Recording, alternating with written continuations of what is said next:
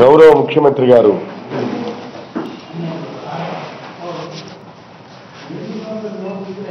విజయవాడలో I think Amaravati రాష్ట్ర కలెక్టర్లు కాన్ఫరెన్స్ నిర్వహించారు. పూర్తిగా ఆ కలెక్టర్ల సమావేశంలో తెలుగుదేశం పార్టీకి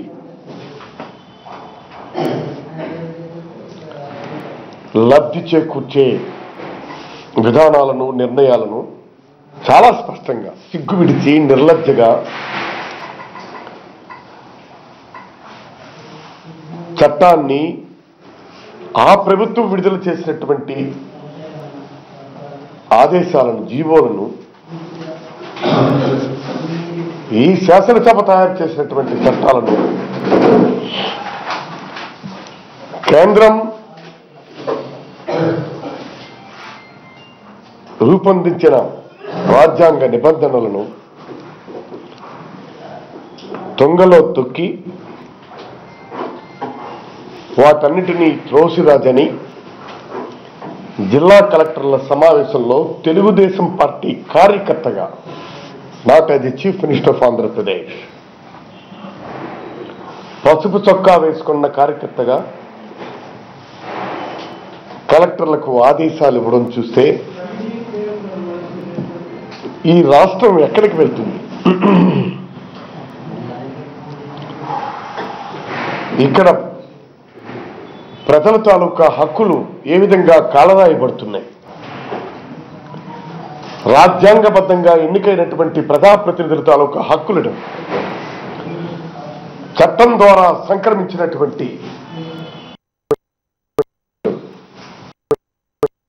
ఏ విధంగా ఉల్లంఘిస్తూ నిర్లజ్జగా నిస్సిగ్గుగా ఎలాంటి నేను ఈ రాష్ట్రానికి ముఖ్యమంత్రిని అన్న ఆలోచన లేకుండా వారు ఆదేశాలు ఇస్తే కలెక్టర్లు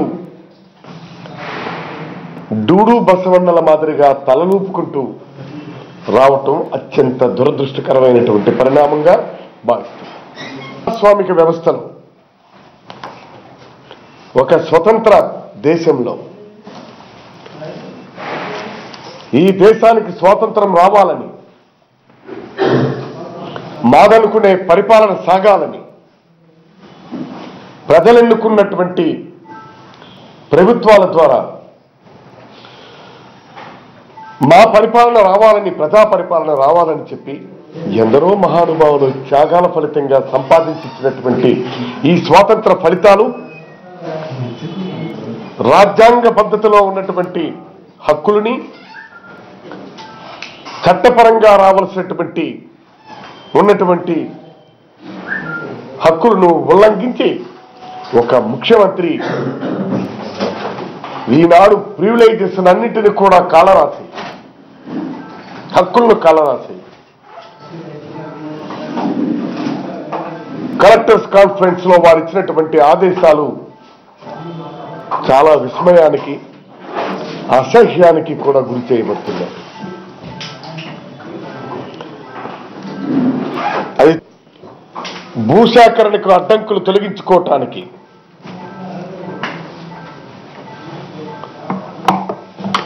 సర్పంచుల అధికారాలను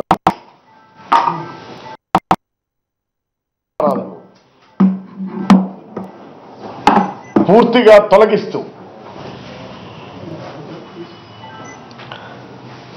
పంచాయతీరాజ్ చట్టాన్ని పూర్తిగా అవహేళన, అపహాస్యం చేస్తూ పంచాయతీరాజ్ వ్యవస్థ రావాలని పూజ్య బాపూజీ కలలుగన్నారు. అందుకే దాన్ని లోకల్ సెల్ఫ్ గవర్నమెంట్ అన్నారు. స్థానిక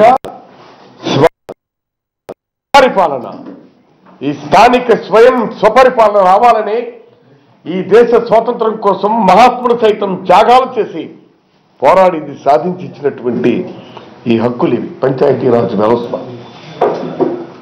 తన ఇష్టారాజ్యానికి, పసుపు చొక్కాలకి వాళ్ళ దందాగిరికి పూర్తిగా అప్పజెప్పే ప్రయత్నం ఒక జిల్లా కలెక్టర్ల కాన్ఫరెన్స్ లో వారు మాట్లాడినటువంటి మాటలు, వారు ఇస్తున్నటువంటి ఆదేశాలు ఈ రాష్ట్రంలో ఒక పౌరునిగా తల వంచుకోవలసినటువంటి పరిస్థితులు. ఇక మరెందుకు పంచాయతీలు దేనికి సార్? చంద్రబాబు నాయుడు గారు వాళ్ళకి ఎందుకు జరిపిస్తున్నారు? వాళ్ళకి ఈనాడు 73-74 రాజ్యాంగం ప్రకారం రాజ్యాంగ సవరణ జరిగిన తర్వాతను పంచాయతీలకు మరింత పరిపుష్టిత ఇచ్చి అధికారాలను కట్టబెట్టినటువంటి కేంద్ర ప్రభుత్వం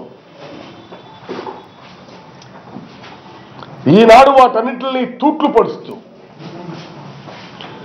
అధికారాలను హరింపజేసి జన్మభూమి కమిటీ అని చెప్పి పచ్చ చొక్కాల వారికి అప్పజెప్పే ప్రయత్నం చూస్తే ఇంకా ఇంతకంటే దారుణం, హీనం మరొకటి ఉంటుందని నేను అనుకోవటం లేదు. పాపం పంచాయతీరాజ్ సర్పంచులు స్కెల్టన్ బాడీస్ అయిపోయినాయి. అస్థి పంజరాలలాగా అధికారాలను పూర్తిగా లాగేసుకుని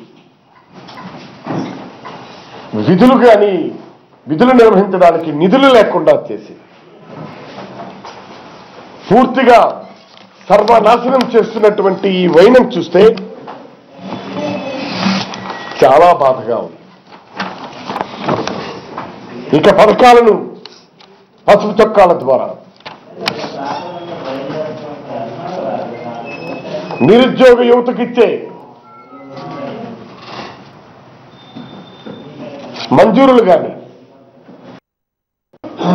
రుణాలు ఇవన్నీ కూడా గ్రామంలో పసుపు చొక్కా వాడు చెప్పాలి, నువ్వు వీడికి ఇవ్వు, అది ఫైనలైజ్ చేసి పంపించాలి. ఇంతకంటే దారుణం ఇంకేముంటుందండి? ఇవాళ గ్రామ సభకు అధ్యక్షత వహించాల్సినటువంటి బాధ్యత మీరే ఇచ్చారు, మీ ప్రభుత్వమే. పంచాయతీరాజ్ చట్టం ద్వారా మీరు అధికారాలు ఆదేశాలు ఇచ్చారు. మీరు గ్రామ సభను సర్పంచ్ పర్యవేక్షణలో జరగాలని, ఆ గ్రామ సభలో పగటిపూటే నిర్వహించాలని. ఏమో ఆయనకు అనుమానం వచ్చింది, అందుకే పగటిపూటే నిర్వహించాలని చెప్పారు. ఇక్కడ అనుమానం వచ్చినట్టుంది. పగటిపూట నిర్వహించాలని నాకు తెలిసి ఈ గ్రామసభ నిర్వహణ విధులు అధికారాలపై 2013లో నవంబర్ 7న జిఏడి నుంచి ఒక జీవో వచ్చింది, రిలీజ్ చేశారు. అది జీవో నెంబర్ 791. 14వ ఆర్థిక సంఘ నిధులు ఎందుకు ఎలా ఖర్చు పెట్టాలి, దాని మీద మానిటరింగ్ సమీక్ష, ఆ గ్రామ సభ మొత్తం అందరూ హాజరై విస్తృతంగా ప్రచారం జరపాలి. ఫలానప్పుడు ఫలానా దగ్గర, ఫలానా రచ్చబండ దగ్గర, లేదు ఫలానా పంచాయతీ దీంట్లో ఈ సభ నిర్వహించబడుతుంది, మీరు రావాలని చెప్పి ప్రతి ఓటరు హాజరు కావాలని చెప్పి మనకి ఈనాడు ఇచ్చాం మనం. అలాగే సెక్షన్ 6 రూల్ 5లో 1997 ఏప్రిల్ నెలలో పంచాయతీరాజ్ నుంచి ఒకటి విడుదల చేశాం. అది గ్రామ సభ ఎన్ని రకాలుగా మనం నిర్వహించాలని, 4 విడతలుగా నిర్వహించాలని. 1 ఏప్రిల్, తర్వాత జూలై, ఆ తర్వాత అక్టోబర్, ఆ తర్వాత మళ్ళీ జనవరి 2, జనవరి 1 హాలిడే కాబట్టి జనవరి 2న నిర్వహించాలని, 4 విడతలుగా నిర్వహించాలని. ఆ నిర్వహించేటప్పుడు గ్రామంలో ఉన్నటువంటి వనరులు ఏమిటి, అలాగే మన పంచాయతీ ఆర్థిక వనరులు ఏమిటి, ఏ పథకాల ద్వారా మనకి ఏమొస్తున్నాయి, రాష్ట్ర ప్రభుత్వం ఏమిస్తుంది, కేంద్ర ప్రభుత్వం ఏమిస్తుంది అని చెప్పి వాటిల్లో ప్రజల ముందు పెట్టి, ఇగో మన నుంచి నిధులు ఉన్నాయి, ఇవి మనం ఏం ఖర్చు పెడదాం అని సంపూర్ణమైనటువంటి గ్రామ సభ ఆమోదాన్ని పొంది ఆమోదం పొందిన ప్రాప్తి మేరకు ఆ పనులు నిర్వహించాలన్నటువంటిది మనకి జీవో 791 అలాగే సెక్షన్ 6 రూల్ 5లో సెక్షన్ 6 రూల్ 5లో 1997 ఏప్రిల్లో ఈ జీవో కూడా విడుదల చేశాం. మనం ప్రభుత్వం విడుదల చేసింది. పూర్తిగా మీరే ప్రభుత్వమే విడుదల చేసినటువంటి జీవోల్ని ఏ విధంగా తొంగలో తొక్కే ప్రయత్నం నిన్న మీరు వైలేట్ చేశారు. అసలు మీరు ముఖ్యమంత్రిగా ఇది రాజ్యాంగం కల్పించినటువంటి హక్కులు. When you are violating the constitutional fundamentals of Panchayati Raj institution, you are not deemed to be continued as a chief minister. మీరు ముఖ్యమంత్రిగా కొనసాగే నైతికంగా ముఖ్యమంత్రిగా కొనసాగే హక్కు ఒక్క క్షణం కూడా మీకు లేదు చంద్రబాబు నాయుడు గారిని మనం చేస్తున్నాం. ఎలా 3,000 గ్రామ పంచాయతీలు ఉన్నాయి.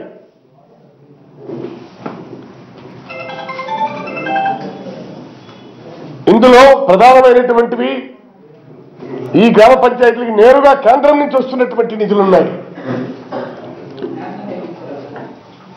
అలాగే అభివృద్ధి కోసం ఇచ్చినటువంటి నిధులున్నాయి. ఈ 2 పథకాల కోసం సుమారు 5,000 కోట్ల రూపాయలు కేంద్రం కేటాయిస్తుంది 13,000 పంచాయతీలు. అంతేకాదు అదనంగా ఉపాధి హామీ కోసం ఎంప్లాయ్మెంట్ గ్యారంటీ అష్యూరెన్స్ స్కీమ్ కోసం 10 కోట్ల రూపాయలు ఒక్కొక్క పంచాయతీకి ఇస్తున్నారు. జనాభా పరంగా జనాభా లెక్కల ప్రకారం చూసుకుంటే పంచాయతీలో ఉన్న జనాభా ప్రకారం మినిమం 7 లక్షల నుంచి 25 లక్షల వరకు అభివృద్ధి కోసం డబ్బులు ఇస్తున్నారు. ఉపాధి హామీ కోసం ఇవి కాకుండా ఉపాధి హామీ కోసం 10 కోట్ల రూపాయలు గ్రామ పంచాయతీకి కేంద్రం విడుదల చేస్తున్నారు. నేను అడుగుతున్నాను ఈ రాష్ట్ర ప్రభుత్వానికి, you are the nodal agency for execution. రాష్ట్ర ప్రభుత్వం ఇది మీరు నేరుగా కేంద్రం ఇచ్చినటువంటి నిధులకి మీ జోక్యం ఏమిటి? అసలు నువ్వెవరో? This is state funding releasing by the government of India to the local self-government administration వస్తున్నాయి.